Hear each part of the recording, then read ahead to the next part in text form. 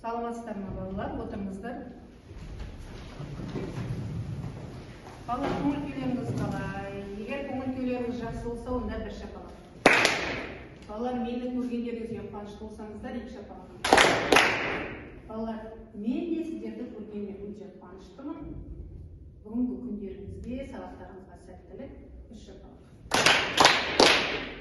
Жақсы балалар, алдымен біз топқа бөлініп алайық.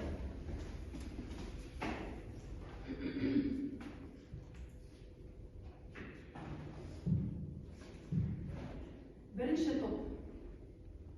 Нұрхан, Мерей, Бағдаулет, Әлия. Екінші топ. Дарын, Алия, Бағдауай, Алия, Осбек, Алихан. Үшінші топ. Сымбат, Манжук, Денас, Ерасыл. Төртінші топ. Назым, Аида, Жеті, Көркем.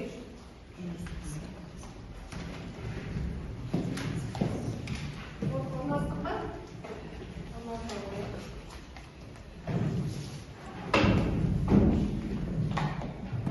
Балалар топқа шығып сайралды. Шақан тобында Мерей, өте жақсы. Ажар тобында Алия, жақсы, Балғабай Алия болсын. Жеңсу тобында Сымбат болады, жақсы. Атабек тобында Назым, жақсы.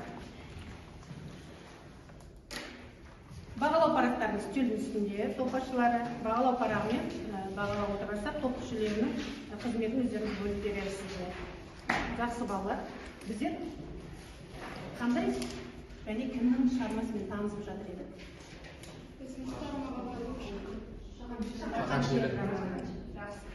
Мұхтар Мағауин балалар тек прозашы ғана емес, оның қазақ әдебиеті тарихын зерттеген ғалым. Оның үздік шығармаларының бірі осы Шақан шері романы. Шақан шері романы адам мен табиғат арасындағы қарым-қатынасты ашып көрсететін ерекше, ұлттық ерекшелігі бар шығарма. Сонымен қатар бұл шығармада қазақ халқының аңшылығы туралы да шебер суреттелген. Балалар, енді оқып келе жатырмыз, оқып танысып жатырмыз. Кейіпкерлері кім дер бұл шығармада. Сіздер алдарыңызда ол үшін QR-код арқылы кіріңіздер. QR-код арқылы кіріп, жеріп жазған ойында. Тездетейік балалар. Бар кейіпкерді тізіп жазамыз.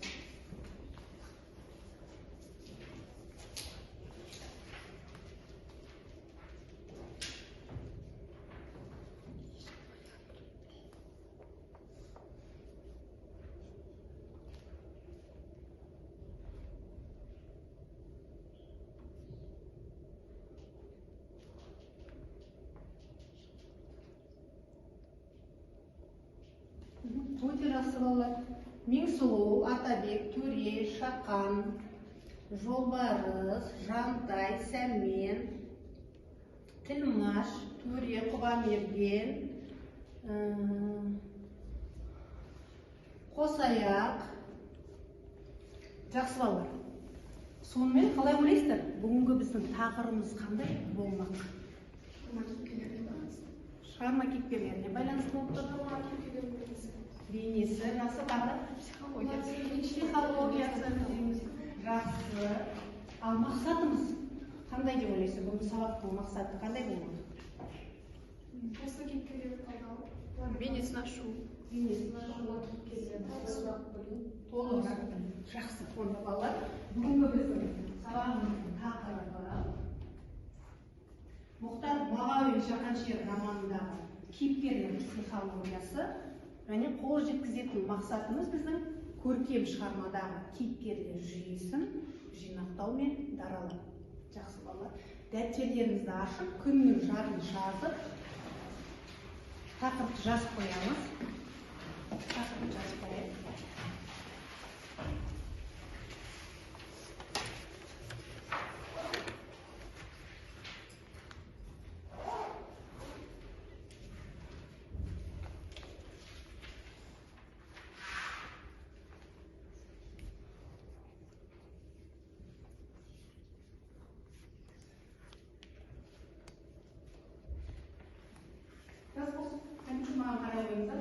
қалды айтып.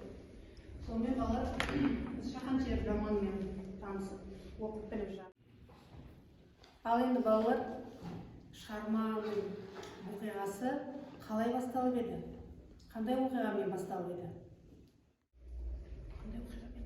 Сымбат айта ғой. Шығарма шерінің қымбатымен басталды және Шақанды бас кейіпкерді бейнелеумен, төрені бейнелеумен және олардың танысуымен басталды. Өте жақсы.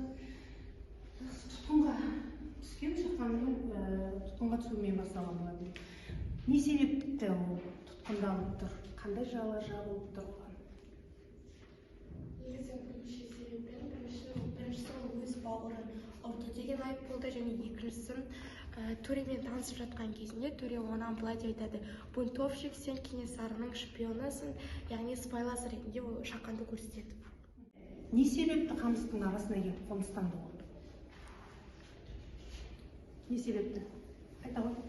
Себебі ол тыныштықты қалады, өз елінен безді, сол тыныштығы сеніп. Өз елінде оған өз халқы, өз жұрты күн бермегендіктен қамыстың арасына барып тыныштықта өмір сүруді қалады. Кім толықтырды? Отарлық саясат кезінде ол жерде оның жайылымы болатын, сол жерлерді қалас аламыз деп алғаннан оның жері болмағандықтан ол қамыс болған.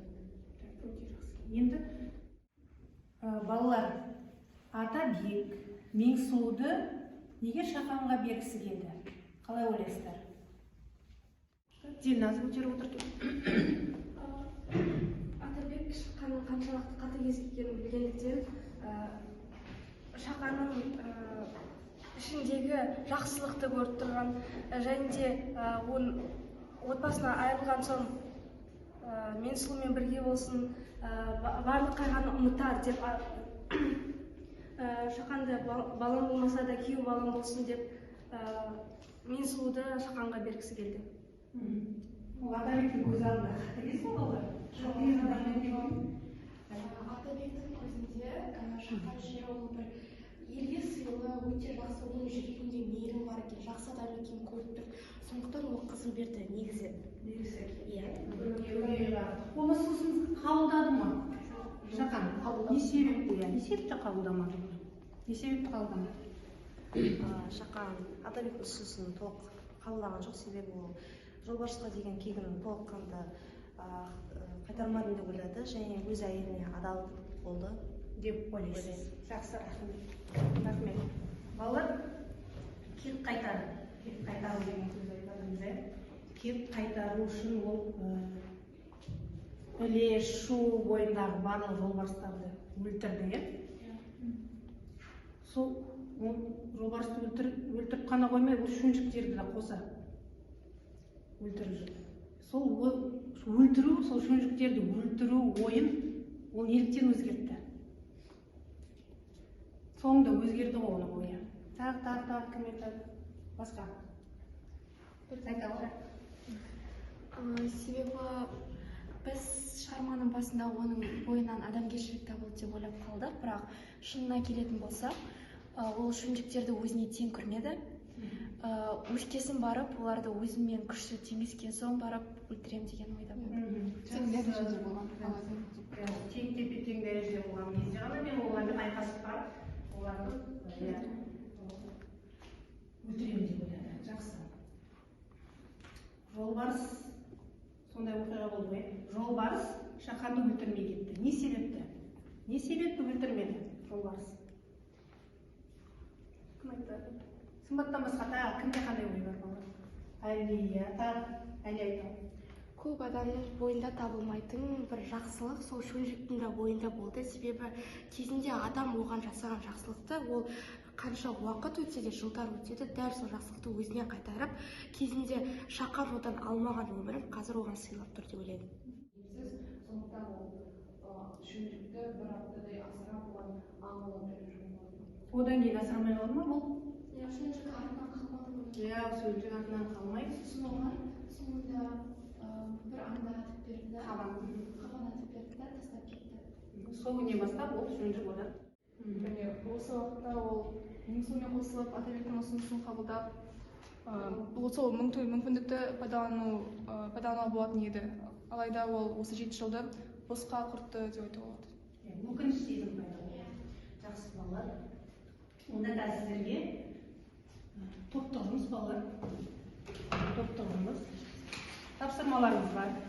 Шақан тобы шақанға, ажар тобы ажарға, зеңсің тобы несінуға, атабек тобы атабекке, тура, және жанама мінезіне беріледі.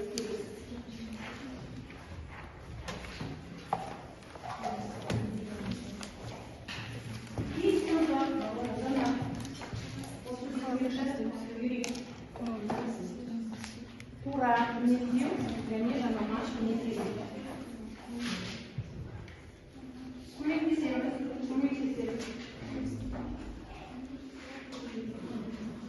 Уақыт кетті.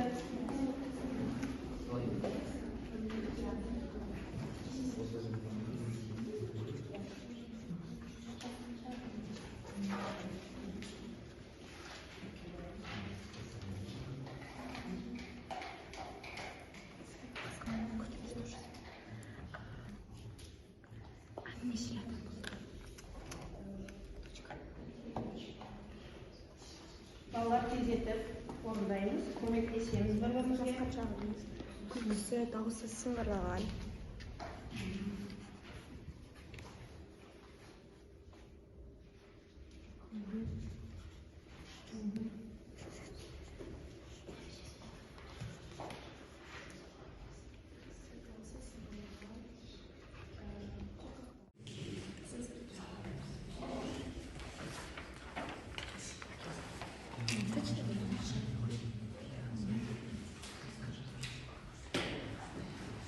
Аяқтаймыз.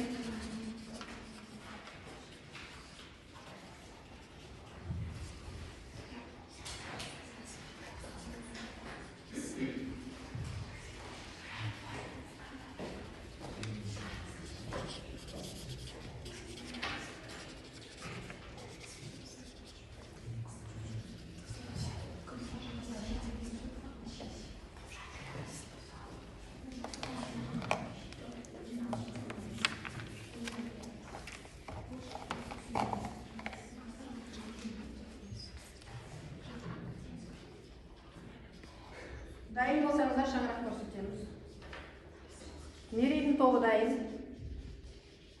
Келесі. Уақыт болды балалар.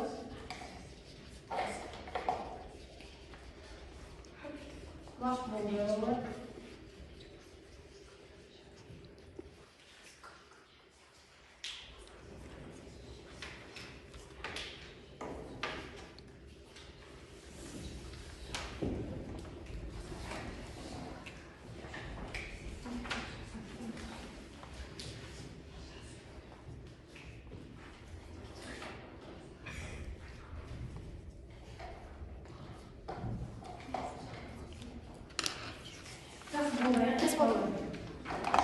Әлем тобы дайын.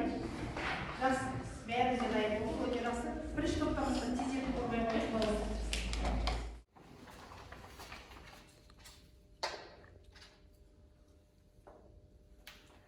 Жалпы шақан шері шығармасының басты кейіпкері болып табылады және оған тура мінездеуге келетін болсақ, автор шақанды ер туған ерлікпен күн кешкен жолбарыс жүрек батыр деп сипаттайды. Расымен де шақан өте ер жүрек батыр деп санаймын, себебі ол жыртқыш жолбарыспен сынасқан адам. Жолбарыспен сынасу өте қиын нәрсе деп ойлаймын. Әп сәтте ол мерт болуы мүмкін еді. Мейірімсіз қосаяқ шақан еді. Оқиға барысында айтып кеткендей, шақан оқиғаның басында өте мейірімді, адамгершілігі мол адам болып көрсетеді. Кейін отбасын өлтірген жолбарыстан келетін алғаннан кейін ол жауыз адамға айналады. Және де жолбарыстар оны мейірімсіз көреді. Жаңағы мінездеуге келетін болсақ, оқиғаның басында шақан өте мейірімді, отбасын асырайтын, тіпті батырлар отбасынан шыққан батыр болады. Өз отбасын қатты жақсы көрген, және де содан кейін ол өз отбасын көз алдында өлтіргеннен кейін қатыгез жауызға айналады. Оны мына жерде көре аламыз. Қосаяқ тізерлей отыра қалып, жылы қалған сұқ-саусағын батырды да тілмен жалады. Бұл жерде оның аса қатыгездігі қатты көрінеді. Қатыгездігі соншалық ол өлтірген жолбарыстың қанын сұқ-саусағымен жалады. Жақсы, өте жақсы.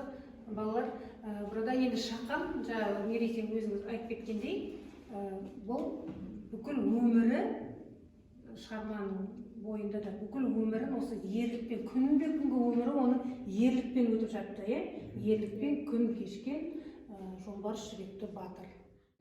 Және де барлық әйелге тән қасиеттерді өзіне сіңірген, өзіне бар. Ал жаңағы мінезіне келетін болсақ, ол өте негізі лайықшылық келеді. Себебі алғаш қамыстағы үйге көшіп келген кезінде ол қалай болады, не болады деп күйеуіне сондай сұрақтар қойып шамалы мазасы қашады.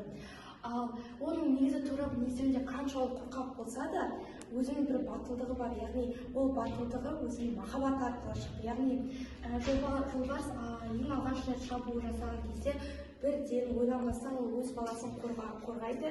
Сол кезде біз бір үлкен махаббатын да батылдығын да көріп кетсек болады. Жақсы балалар, онда 3-ші топты күтеміз, келе қойыңыздар. Тездетіп.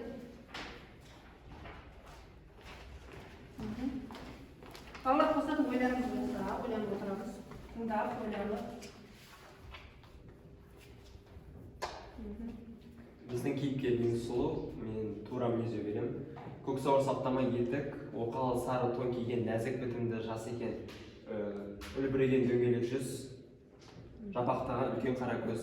Бұл шығармада Меңсұлудың нәзіктілігі және әдемілігі көрініп тұр. Осылай суреттеген сұлулығы. Енді жаңа бізде келетін болса, Шақанмен танысқан сәтте Меңсұлудың өзін баудай ұстауы оның ерекшелігін, яғни еркек шора болып өсіп, еркектей мінезін көрсетеді. Ал оның Шақанды 2 жыл күтіп, яғни Шақан ауылдан кеткеннен кейін оны 2 жыл күтіп, және нәтижесінде өзге адаммен қосылуы, оның оған деген махаббатын, қайраттылығын және де менің ойымша бұл кейіпкер өзінің мықты қылып көрсетті. Жақсы балалар, қосатыныңыз бар ма? Әлия? Мен қосатыным, ол біріншіден негізі Меңсұлу еркек шора болып өседі, себебі Атабек сөйтіп тәрбиелейді. Екіншіден Меңсұлу өте ашық адам деп есептеледі, себебі Шақанды алғаш рет көргенде бірден жат адам деп ойламай, бірден әңгімесін айтып, өз ойын ашық жеткізіп, сондай бір ақкөңіл адам десек болады. Жақсы, ашық адам деп есептеймін. Жақсы балалар, осы Меңсұлудың бейнесін біздер жыр дастандардан да көре аламыз деп ойлаймыз. Тіптен Шәкәрім Құдайбердіұлының Қалқаман мамырдағы Мамыр бейнесіне де ұқсатуға болады. Жақсы, ұлпан бейнесіне де жақсы. Рахмет балалар. Отырыңыздар, бір шапалақ, 4-ші топты күтеміз, келе қойыңыздар.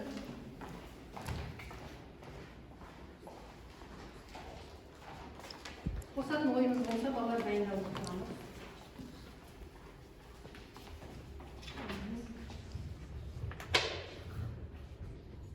Бізге белгілі кейіпкер ол Атабек. Атабек шығармада Меңсұлудың әкесі болып табылады, ақсақал кісі, әңгімешіл адам, сонымен қатар өзінің бәйбішесімен қалған. Оның бейнесіне келетін болсақ, сирек ақсақалды, қызыл шырайлы адам болған. Ал оның жанама мінезіне келер болсақ, Атабек ақсақал соған қоса елінің жайнауетін көргенді адам болған. Шығармада да бұл туралы айтылып өтіледі. Елінің ертеңін және бүгінгі тарихын айтып отыратын адам болған делінген. Соған қоса Атабек ақсақал Шақанды өзіне ерекше жақын тартқан. Атабек ақсақал оны баласы ретінде асырап алғысы келген, бірақ ол болмағандықтан күйеу балам болсын дегендей оны Меңсұлу қызына алып бергісі келген. Бұл әрекетінен оның кең адам екендігін көреміз. Өмірді көрген, ақылды, дана адам ретінде көрінген байқаймыз. Жақсы, 4-ші топқа жақсы отырыңыздар, рахмет. Балалар, әрі қарай келесі тапсырма сіздерге. Енді тек Шақан ғана мінездеме береміз. Шақанның мықты жақтары Шақан тобына, Шақанның әлсіз жақтары Ажар тобына, Шақанның мүмкіндіктері Меңсұлу тобына және қауіп-қатер Атабек тобына. 5 минут балалар жұмыс жасайсыз.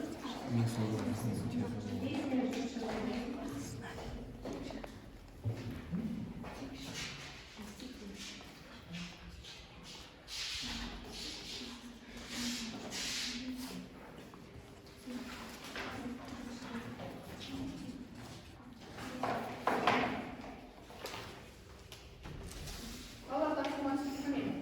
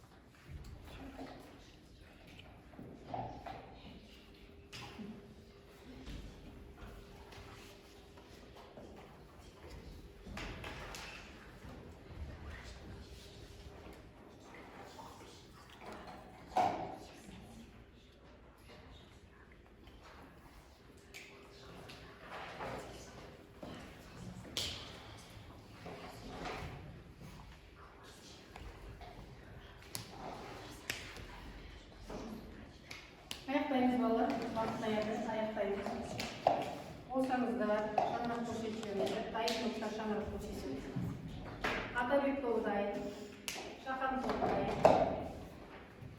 Ажар тобы дайын. Жақсы, бәріміз де дайынбыз. Рахмет, бірінші топқа бастаймыз. Бәріне шығу ғой.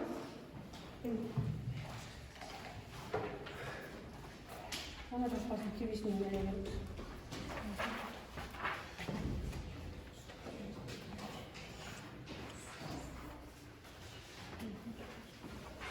Біз қазір Шақанның мықты жақтарын көріп Шақан оқыған класында өте мейірімді, текті батырлар ортасынан шыққан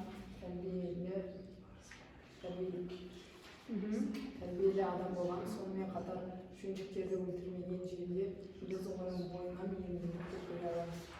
мына оқиғаның басында айтып кеткендей, Шақан өте мейірімді, адал, өз отбасын асырайтын ардақты әке болған.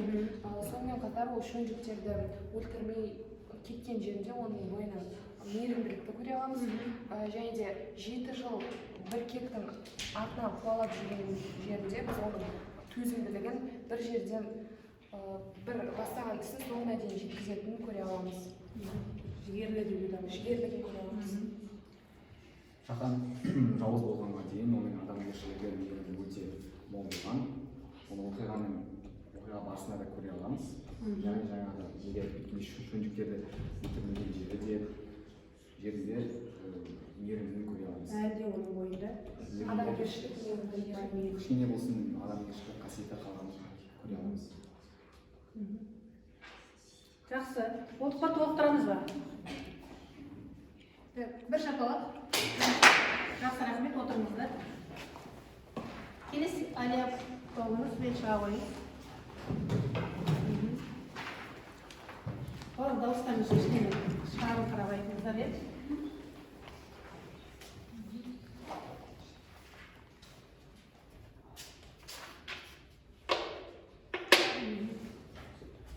Шақанның әлсіз жақтары ол кекшіл және кек алуға тәуелді болып қалды. Және де өткен өмірмен өмір сүрді. Және қиын жағдайда не істерін білмей қалды. Жалпы мен әлсіз жақтарына тәуелді дегенді шынымен жатқызар едім. Себебі Шақан 7 жыл бойы тек кекке тәуелді емес, ол өзінің отбасына да тәуелді болып қалды. Себебі егер ол тәуелді болмаған кезде, ол мүмкін бір-екі жыл қайғырып жіберер еді. Сол өзінің тәуелділігінің кезінен ол өткен шақпен өмір сүрді. Яғни 7 жыл бойы бір орында қозғалмай, болашаққа дейін талпыныссыз өмір сүруі. Және де қиын жағдайда не істерін білмей қалу, ол ең алғаш рет жолбарыс шабуыл жасағанда ол бір орында тұрып қалуы, тіпті ол ойына ештеңе келмеді, қолына да бір мылтық алып жібермеді. Сөйтіп бір шамалы уайымдап қалды деп ойлаймын, сасып қалды. Иә, бір қорқақтық пайда болды оның бойында. Қорқып қалды. Өлім мен өмірдің арасында қайсысын таңдарын білмей қалды. Егер жолбарысқа қарсы тұрса, ол қаза табар еді. Ажар секілді сол екі арада қалып қойды. Жақсы, қосатынымыз бар ма? Әлсіз жақтарын. Жақсы, онда бір шапалақ. Рахмет сіздерге. Келесі топ шығамыздар.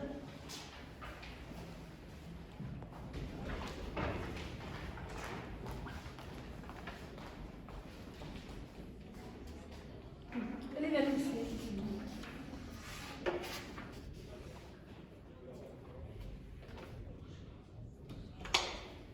Біз Шақан шерінің мүмкіндіктері туралы айтамыз. Шақан шерінің кекалуға құштарлығы болмағанда, оның өмірі басқа жақсы жаққа өзгерер еді. Әлбетте онымен жаңа өмір сүруге, яғни Меңсумен қосылып, қайтадан отбасы құрып бұрынғыдай өмір сүруге мүмкіндігі болды. Алайда өкінішке орай ол Атабектің ұсынысын қабылдамады. Иә, ұсынысын қабылдағанда оның өмірі мүлдем басқа болар еді. Қосатынымыз бар ма? Мүмкіндіктерін. Жақсы, онда рахмет сіздерге. Үшінші топқа бір шапалақ. Төртінші топ келе қоямыздар.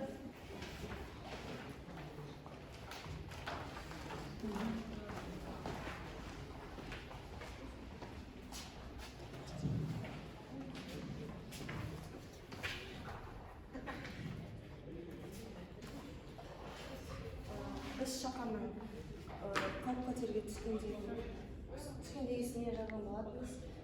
Шақан жолбарыстың соңынан жүріп өліп кетуі де мүмкін еді, себебі шақан жолбарысты өлтіру екінің бірінің қолынан келе бермейді.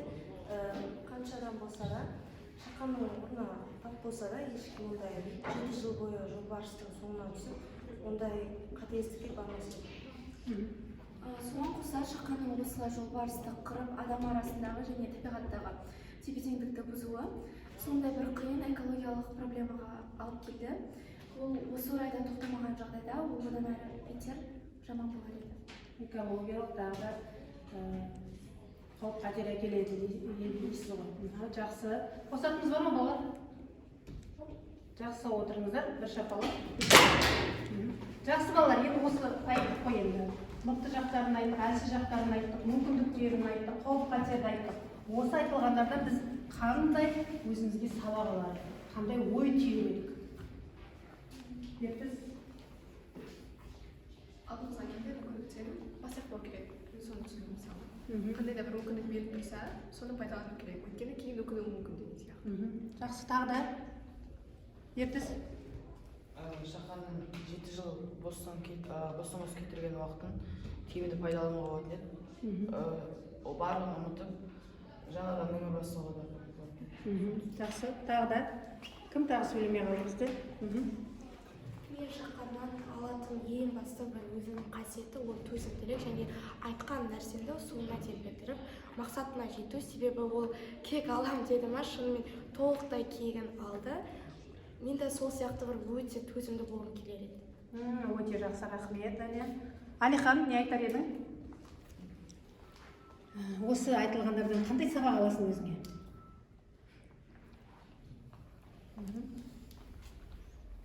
Мүмкіндіктер бар. Жақсы, тағы да кімде қандай ой бар, балалар? Қосатыңыз бар ма? Балалар, енді біздер шақаннан үйренетіміз де көп, үйренетіміз көп. Осы шақан бейнесін оқи отырып, біз оның жақсы жақтарын бойымызға сіңіріп, әлсіз жақтары болса, оны біз өзіміздің де бойымызда болады әлсіз жақтарымыз. Сол біз мықты жақтарымыз өзіміздің де бойымызда болады. Сол мықты жақтарымызды дамытуымыз керек, әлсіз жақтарымызды біздер жоюымыз керек. Бізге де шақан секілді түрлі мүмкіндіктер болып жатыр, Мысалы, сабақ оқуларыңызда сіздердің күнделікті ол да сіздерге мүмкіндік. Міне сол мүмкіндікті не істеп алмауларыңыз керек? Жеңіп алмауыңыз керек. Сабақты оқи түсіп, білімді жинақтай түсіп бойларыңызға. Әрі қарай, сол егер білімді болса, онда бізде қауіп қатерде болмас еді. Жақсы балалар, олай болса сіздерге мен тағы да бір айтып кетерім. Шақан, бұл ең басты кейіпкер, жалпы 2 кейіпкер бар, ерекше кейіпкер. Бұл да кім деп ойлайсыздар? Біреуі Шақан, біреуі жолбарыс. Осы 2 кейіпкер. Бұл Шақан шері романдағы негізгі кейіпкер, бір ұлттық сипаттағы ерекше кейіпкер. Бұл қаламгер бұл кейіпкер арқылы тек қана осы тек кейіпкерді көрсету емес бізге, осы кейіпкер арқылы ол типтік бейне ғой. Шақан секілді ол тек қана бір-ақ қана азамат болған жоқ қой. Сол Шақан секілді елінен, жерінен айырылған көптеген азаматтар болды. Асыл қазақтан шыққан асыл ер азаматтарымыздың елден, жерінен қуылуының себебі тек жеке адамның басынан іздемей, сол кездегі барлық қоғамды таныта білген осы Шақан шері романы арқылы. Жақсы балалар, онда сіздерге мынадай сұрақ: егер сіздер осы Шақанның орнында болсаңыз, не істер едіңіздер? Тез етіп жаза қойып, 1 минут, балалар, 1 минутта өздеріңіз ойларыңызды жаза қойыңыздар.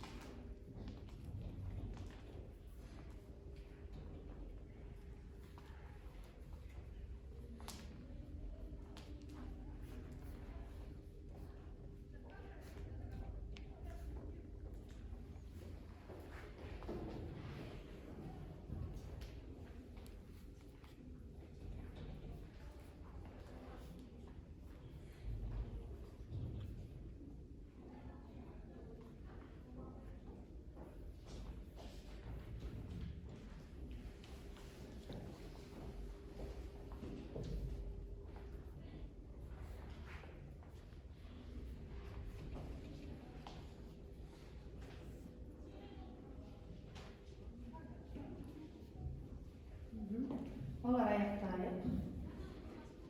Уақыт керек пе? Кішкене жақсы, тағы да 1 минут уақыт сізге.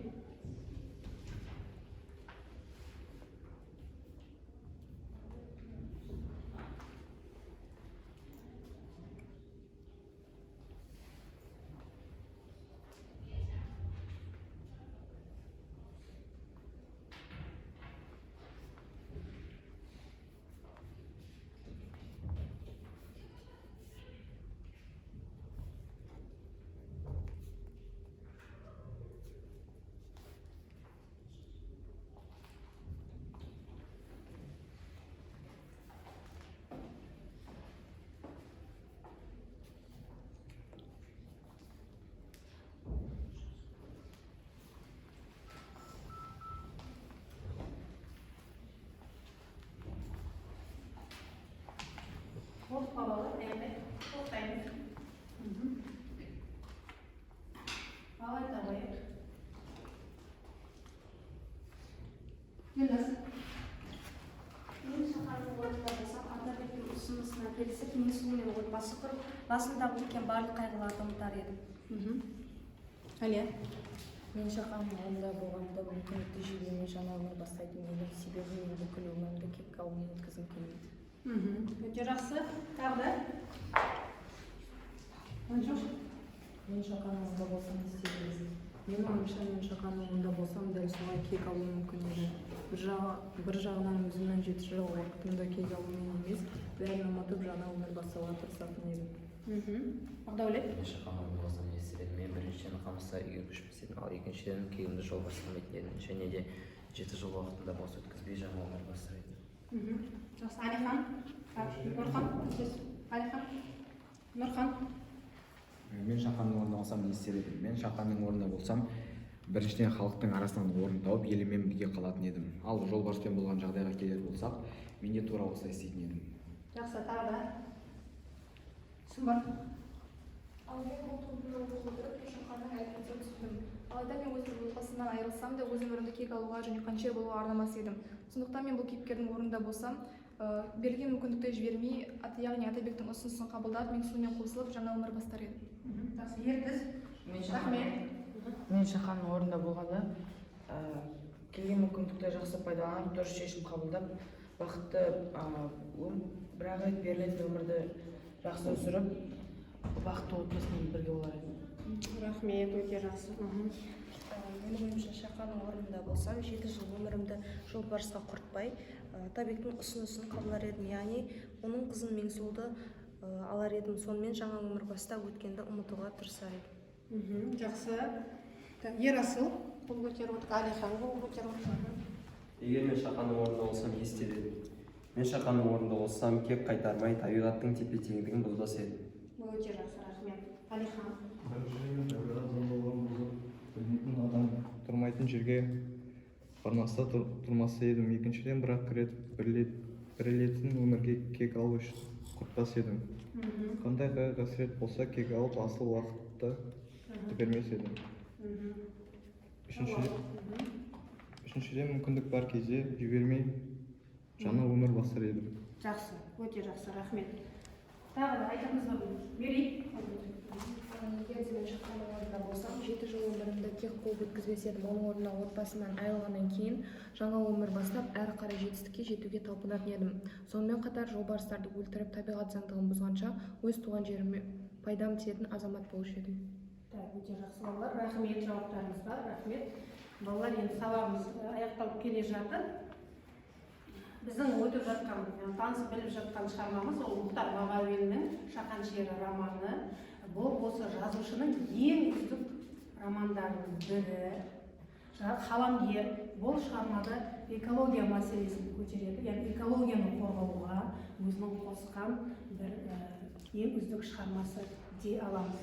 Оның кейіпкері, өздеріңіз талдап өткен, ең басты кейіпкері ол Шақан. Шақан батыл әрекет жасай алатын, сіз оның қаншалықты қатыгез мінезін көрдік деп айтқанмен де батыл әрекет жасай алатын, өзінің отбасы үшін батыл әрекет жасай алатын, алған бетіне қайтпайтын рухы мықты адам. Солай ғой, жақсы балалар. Олай болса, қазір біз бүгінгі сабағымызды бағалауды топ ашуларына берейік.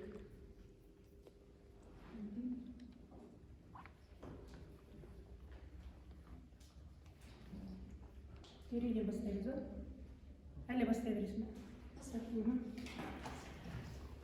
Сіздерге мынадай дескриптор бойынша мен баға бердім. Ол сұрақтарға толық жауап береді 1 балл, өз ойын әркін әрі дәлелді жеткізеді деген балдармен. Біздің топта мен көшбасшымын және бізде Ұлысбек өте белсенді болды. Ол тақтаға шығып өз ойын нақты әрі дәлелді жеткізе білді. Және Әлихан өз ойын дәптерге нақты түсіре білді. Ол өзінің Шақанның орнында болсам не істер едім деп өте жақсы және ашық жазды, және де дарын тура мінездеу мен жанама мінездеуді жақсы жазды. Бізде барлығы негізі белсенді болды деп ойлаймын. Бала шынайы бағалау керек деп ойлаймын. Шынайы қанша балл қойдыңыз? Мен Әлиханға 7, Дарынға 6, Ұлысбекке 8, өзіме 8 қойдым. Жақсы. Соңғы бағалау негізінен не болады бала? Жақсы, рахмет, отырыңыз. Мерей. Мен бірінші Шақан тобының топташысымын. Біздің топта барлығы жақсы жұмыс істеді. Әсіресе топтық жұмыстарда барлығы атсалысып отырды.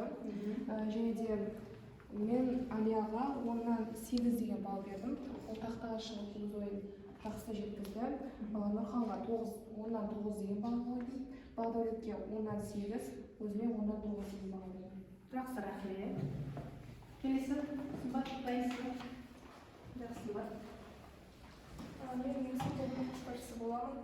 Және менің ойымша біздің топта әр оқушы топтық жұмыста белсенді қатысты және өз ойларын еркін әрі дәлелді жеткізіп, атсалысып, өздерін көрсетіп отырды. Сондықтан осы дискриптор бойынша мен Динасқа 10 балл, Ерасылға 9 және Маншикке 8 деген балл қойдым. Өте жақсы, рахмет. Мен Атабек тобының көшбасшысы боламын. Біздің тобымызда барлығы жақсы атсалысты және өздеріңіз байқағандай топтық жұмыста барлығымыз да жұмыс жасап отырдық. Сонымен қорытындылай келе Аидаға 9 деген балл, Ертіске 7, Көркемге 9, өзіме 8. Жақсы, рахмет. Соңғы бағалы өзімнен болады. Рахмет топ басшыларына. Енді балалар осы сабақтан алған әсерлеріңіз туралы пікірлеріңізді жаза қойыңыздар. Алдарыңызда QR-код арқылы кіре қойыңыздар.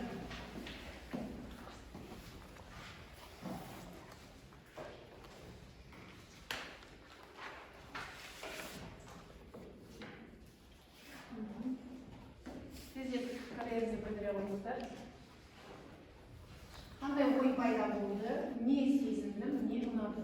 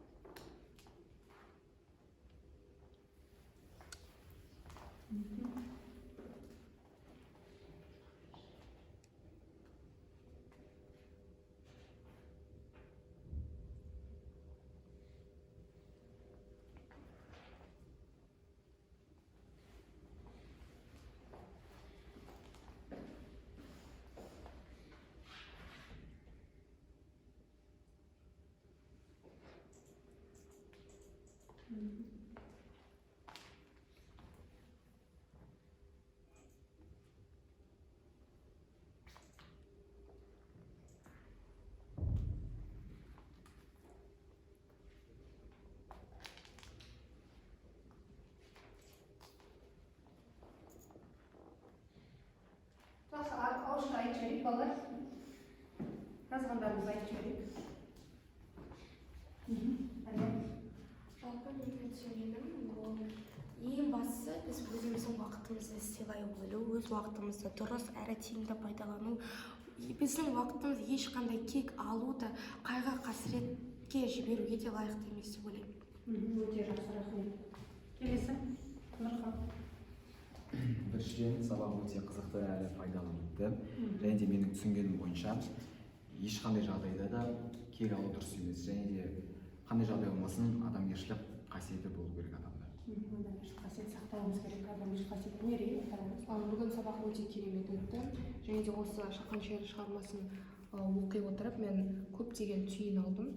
және де қандай қайғы қасірет болмасын, бір кек алу үшін барлық өміріңді соған беру қажет емес, оның артынан қуалау да қажет емес, әрі қарай жалғастырып биік белестерді бағындыруға тырысу керек.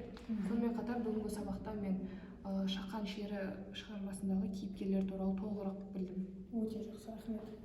Келесі Сымбат. Мен бұл шығарманы оқып отырып түсінгенім, бұл кекке бермеу және өткенді ұмыта білу деп ойлаймын. Және де өмір берген әрбір мүмкіндікті жібермей, оны дұрыс пайдалану қажет деп ойлаймын.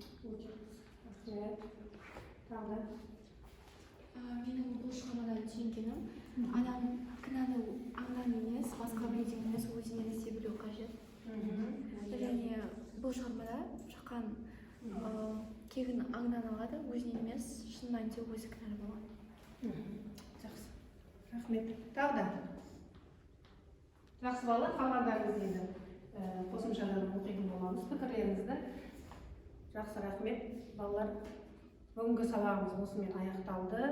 Сабаққа атсалысқандарыңыз үшін сіздерге көп рахмет. Әр уақытта мықты жақтарыңыз көп болсын, әлсіз жақтарыңыз жоқ болсын, мүмкіндіктерді әрқашан пайдалана біліңіздер. Ешқашан сіздердің жолдарыңызда қауіп-қатер болмасын. Рахмет. Бүгінгі сабаққа атсалысқандарыңызға рахмет. Сабақ аяқталды.